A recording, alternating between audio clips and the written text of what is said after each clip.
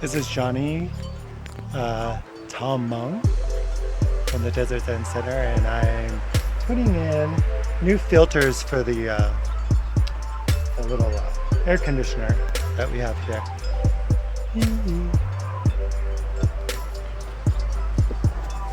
Put in some new pads, cleaned out the little reservoir, and then I'm going to put these pegs in to secure these pads.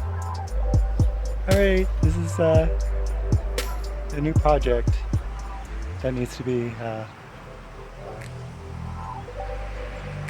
accomplished here at the center. Alright, take care. Bye-bye.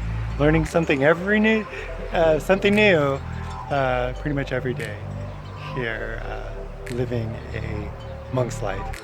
Bye-bye.